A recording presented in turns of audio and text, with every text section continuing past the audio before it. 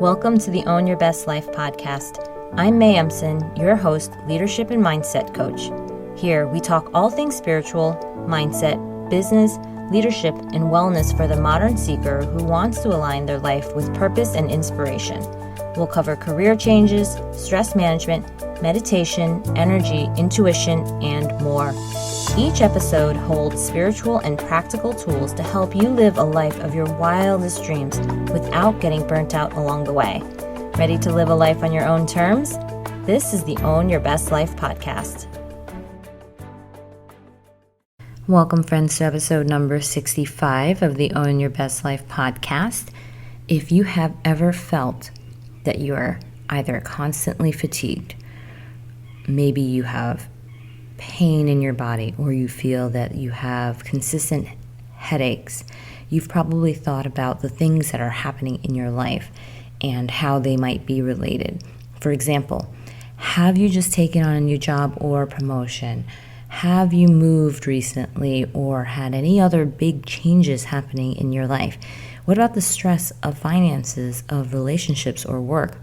We are often very aware that there is a link between the mind and the body, yet we don't do anything about it. So today we are going to start to unlock the power of the mind-body connection through understanding it just a little bit more. So recently I have completed a healthy eating reset. If you had the chance to join me, I congratulate you, and if you didn't, you can experience it for yourself by going to mayemson.com/reset. If you went through a reset recently in terms of your body, you might be understanding this mind-body connection. In this past reset, I went a lot deeper and I started to feel the effects of being very, very conscious and mindful about how I was eating, what my body felt like when I was eating, so that the imprint of this reset actually carried on even further. Whether we realize it or not, we're constantly imprinting ourselves through our experiences, and we sometimes have it be to our benefit and sometimes to our detriment. And what I remember from these 5 days of healthy eating was what it felt like when I was eating my food with a very different kind of intention, which was one to either improve or maintain my health, and realizing that there were times when I wanted food, but it had nothing to do with eating, and it had everything to do with feelings and distraction or boredom. And I think many of you resonate with that as well. And so even though the mind-body connection seems so obvious that we feel these things and we want to satisfy them through these urges to eat, very rarely do we make that connection deep enough that we actually do anything about it. And when I say do anything about it, I mean do the things you know you want to do about it, not necessarily things that aren't helpful, but things that you just know would benefit you. So for example, you know that you might be feeling constantly fatigued, yet what are we actually doing about these things in our lives? And I think that is the question of how do we constantly ask ourselves, how do we let our experiences in life actually guide us? How do we surrender to the experiences that we're currently having? And one of the ways is actually realizing that there is a connection between what we are experiencing and how we are internalizing it. And then how are we internalizing our outer experiences into internal and intangible forms, and how does that then resonate out into our external experiences as well? So there's a full cycle always happening, whether we realize it or not. And we don't realize that there is a part of us that is internally responsible for the external conditions that we might feel are happening to us regarding our bodies. And so a very clear example, if you are unsure of what it feels like to even be connected to your mind and your body, is to think back to a time when you were stressed, when you were really anxious about something.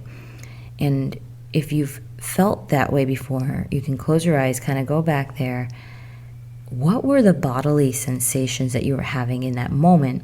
you likely felt a sense of maybe heat rising in your body. You might feel your heart start to race. You might feel your palms getting sweaty. Perhaps you had some kind of funny feeling in your stomach or tension in your gut, and your head maybe started to pound, or you started to feel some headaches come on. And this is the same thing that happens if you've been really, really stressed and start to feel a set of headaches, or you have thought about something that produces a lot of anxiety for you and you start to feel uncomfortable in your body. This is what the mind-body connection can feel like. It appears that something completely external, like a thought about something that might be happening, or perhaps you see something out of the corner of your eye and you get worried. You're driving down the road and you see something and it triggers a nervous reaction. Not all of these are bad per se, and I'm not asking you to judge these. I'm just asking you to notice that you felt a sense of anxiety, whether you needed to or not. You felt something and your heart might have started racing, or you suddenly became a different level of alert, right, when in your body. This is what I'm talking about. It manifests itself into the physical in your body. And likewise, you might have even had a physical pain in your body that you are dealing with, some kind of chronic tension or disease or hurt or pain. Maybe you've hurt yourself recently, maybe you've injured yourself. There is a high likelihood as well that you might be feeling anxious from it. You might be feeling sad about it. And if that sadness or anxiety continues, you might be even feeling depressed about it as well. And so there is physical pain that can then manifest itself into stress and anxiety. You might have had a different experience between your mind and body, one that might even look like, hey, I go for a run, I've begun this new set of exercises, whatever it is that you're doing, and then you start to feel so mentally energized afterwards. You have perhaps what they call those runner's high afterwards, and a new perception of who you are. So these again are all examples of how you might experience this mind-body connection. One or more of these might be what you have in your experience, or maybe you've not had any of these. But I challenge you to think back to the times when you have, and it might have been even as close as today or yesterday. When we start to go there, we can start to see that one of the things we want to talk about first is the mind. And the reason we want to talk about it is because it's the mind-body connection. So the mind isn't just the brain. The mind isn't just this sensory input that we are taking in from the outside world. It is also the application of all of our perceptions of the outside world. So first we have this sensory input, then we have the application of the perception of the outside world. And this is what we think, this is what we feel, this is what we believe.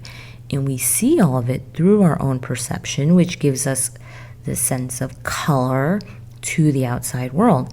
And when we begin to understand that we are more than just this set of combination of senses, we start to realize that, wait, we are doing something. We are manipulating, shaping, influencing what we are perceiving from the outside world, and we are internalizing it through what we believe all of those things mean. So your job, for example, and your work, for example, is a job. It's work. And the people and events that are constantly occurring are things that are constantly occurring. They are people, they're walking around, they're saying things, they're opening their mouths, events are happening, they're moving, you see things changing, the weather is happening, yet our experiences of the job, our experiences of the work, our experiences of the weather may be entirely different from the person next to us. And this is the core of what we mean by the mind. Your mind is completely your own perception. I remember many times when I've been in the same meeting, the same set of circumstances. Maybe I've even walked down the street with a person and have had a completely different experience of that event than someone else. And I challenge you to think about those moments for yourself, to realize that our mind is not just the set of senses that are coming in. It is a whole world of meaning making, of shaping, of creating, of imprinting, of coloring, all of these things. And that your own perception is completely unique to you, completely unique to you. And when we perceive these outside world things as good or bad, we end up feeling good or bad about ourselves. That energy of thought, whether we realize it or not, manifests itself into our body. It sends signals to release hormones through our nervous system, or to tense up a part of our body as we get ready for fight or flight.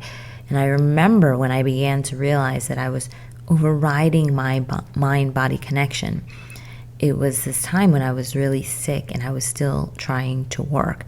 And I couldn't even process that I was sick and that I should take care of myself in a real rational way until a coworker told me that my health was more important than my work and that I should go home. Very rationally, I understood, I think these are the symptoms of sickness.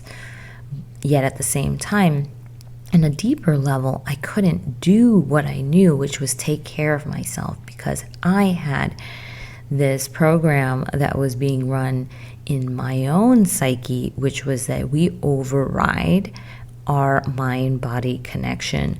We don't allow ourselves to stop doing what needs to be done in order for us to take care of our bodies. And this works in a lot of scenarios when we have maybe a life or death circumstance and people really need us and we need to handle it. Yet we take these kinds of reactions and we apply them to things that are not life or death. And that is where our mind may not be working for us. And this is what I want you to understand. There are probably many moments in your life where you were doing the thing that you knew you were quote unquote supposed to do. Yet we keep going on autopilot and we apply that same behavior that gave us a certain set of results that were fairly positive, that we liked. Maybe we got a lot of external validation for. And then we apply it to every single thing in our life. And the same thing happens when we're not really intentional about this moment. And what this creates for us is a lot of anxiety sometimes, because then we start to realize, wait, I have to decide, I get to choose, I get to have free will. I don't just have to do this.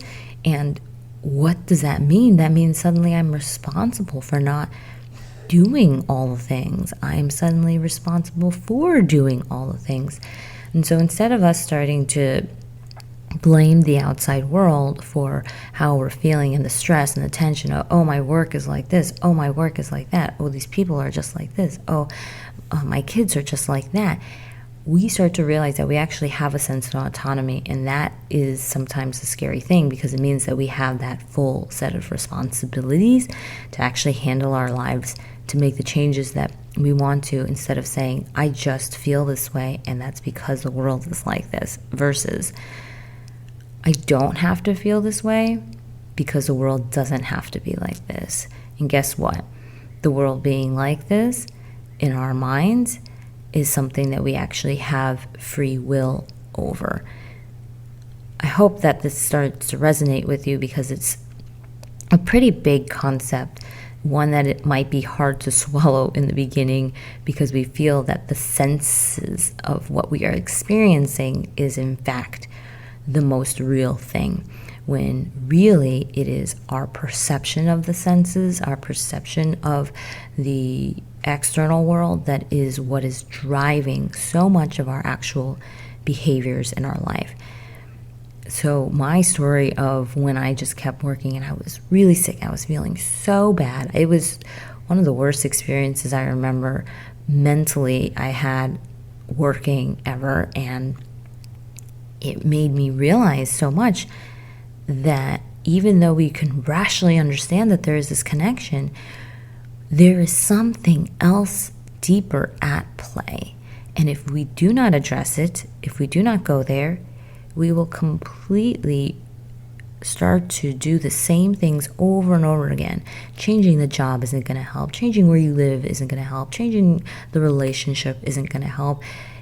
No amount of money is going to fix it. No amount of food, no amount of distractions will fix this problem. This is something that we have to deal with at the root level. And when we can rationally understand it, but we don't address it at the root level, it's because we're not prioritizing ourselves.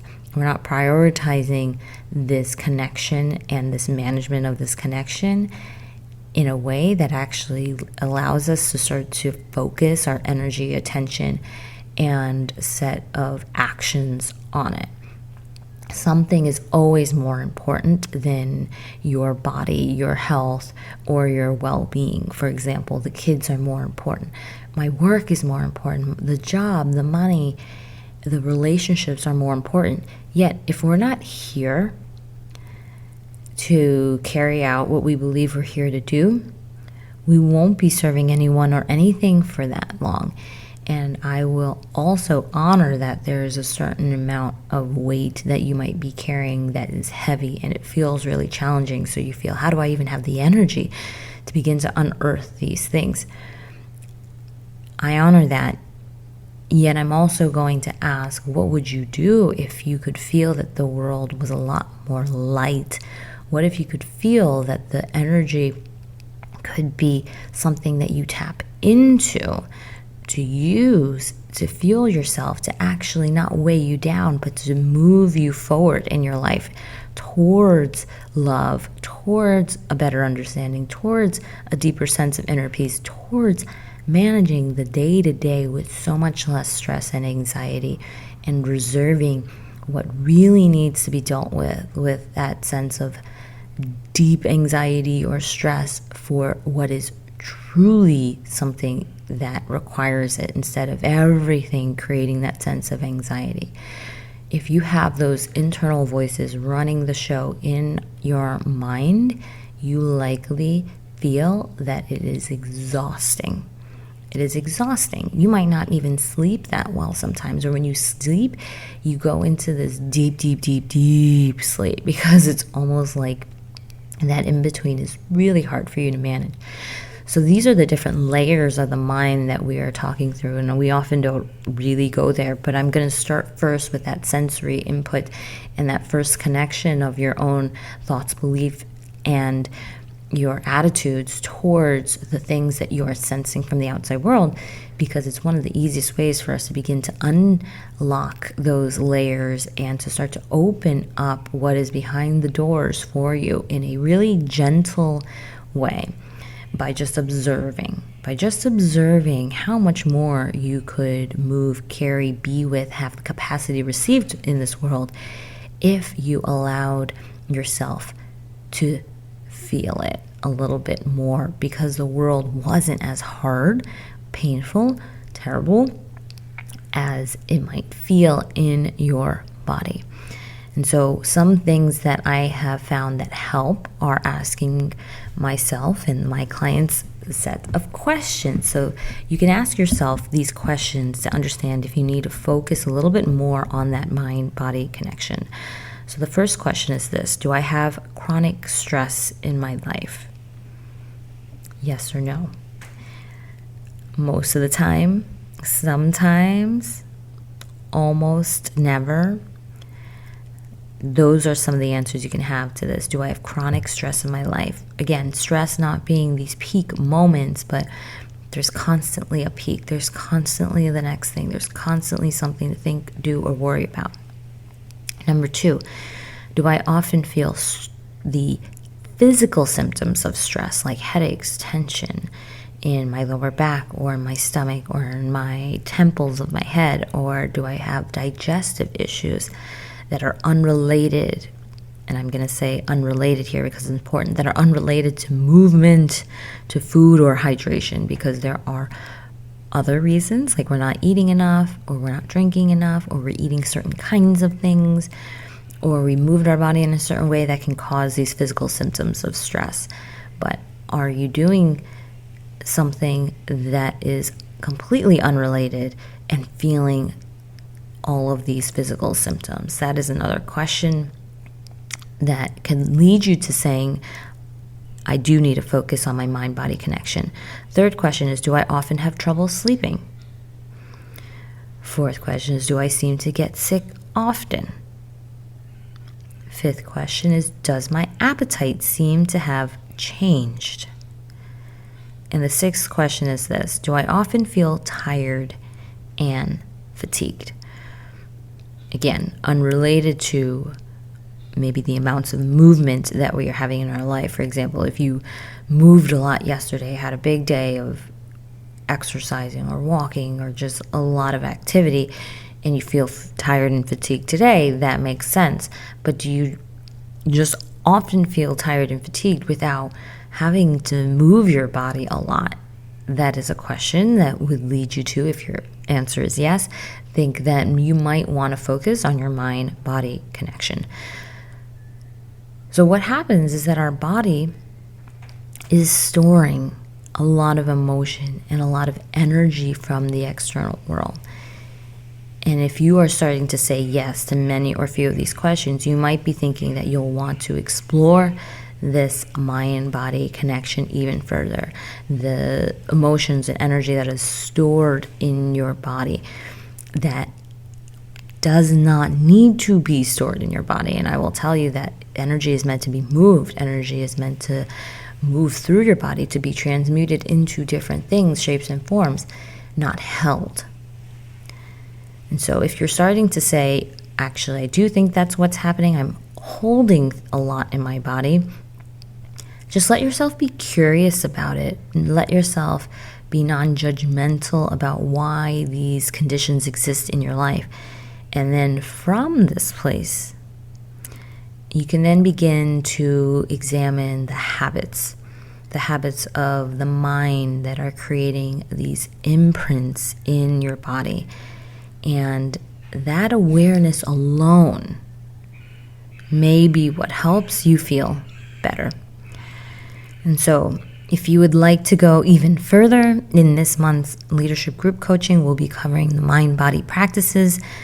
We will learn how our bodies are holding energy, what they are telling us, how to connect to these external experiences from a place of internal truth, and how we can actually begin to live our healthiest lives.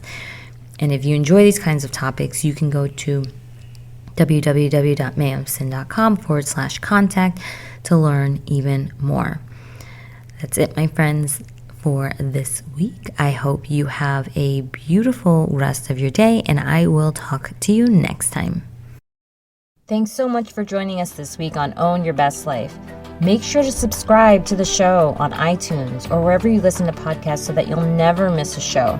And while you're at it, can you please rate and review on iTunes? I would so appreciate it. Share it with a friend, take a screenshot of it, and tag @MayEmson. This helps continue to get the word out. For more show notes and resources, check out www.mayemson.com. It'll have all the links to everything you heard here today. Thanks so much for listening. It's time to own your best life.